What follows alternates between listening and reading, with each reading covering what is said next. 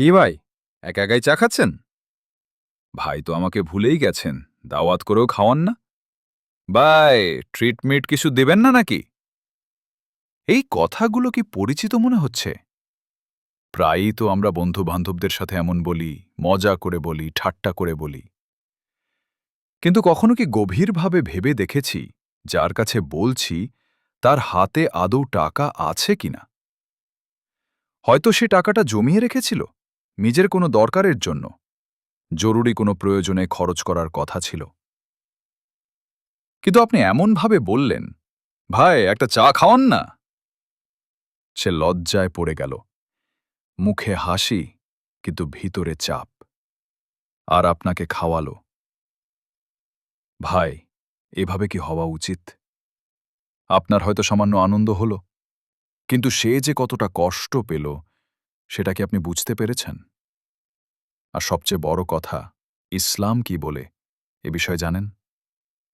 রসুল্লাহ সাল্লাল্লাহু আলাইহি ওয়াসাল্লাম বলেছেন, জাদকা এমন ব্যক্তির কাছ থেকে গ্রহণ করো না যে লজ্জায় পড়ে তা দিচ্ছে।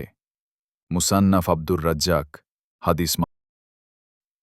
আরেক হাদিসে এসেছে, কোনো মুসলিমের জন্য অপর মুসলিমের সম্পদ হালাল নয় যতক্ষণ না সে স্বেচ্ছায় ও খুশি মনে তা দেয়। সুনানে আবু দাউদ হাদিস। ভালো করে শুনুন, যদি আপনার কথায় কেউ লজ্জায় পড়ে কিছু দেয়, তাহলে সেটা তার স্বেচ্ছায় দেওয়া হল না, আর ইসলামে সেটা গ্রহণ করাও বৈধ নয়। ইমাম মালেক রাহমাতুল্লাহি আলাই বলেছিলেন, কারো পক্ষ থেকে এমন কিছু গ্রহণ করো না যা সে শুধু মুখ রক্ষা বা লজ্জায় পড়ে দিচ্ছে। নুরুল হক হাফিজাউল্লাহ বলেছিলেন, কার কাছ থেকে লজ্জা দিয়ে কোনো খাবার গ্রহণ করা হারাম।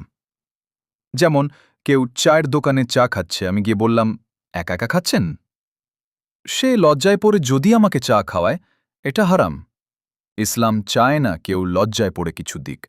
ইসলাম চায় সম্মান, স্বাধীনতা, ইজ্জত। ব্লাহি বলম, লজ্জা দিয়ে খাবার খাওয়া এটা শুধু সামাজিক ব্যাপার নয়, আখলাকের বিষয়, ইবাদতের বিষয়। কোলাইডেড আসুন, আজ থেকেই এই অভ্যাস বদলাই। কাউকে সম্মান করি, তার ইচ্ছার মূল্য দেই। যারা দিতে চায় তারা দিক, যারা দিতে পারে না তাদের লজ্জায় না ফেলি।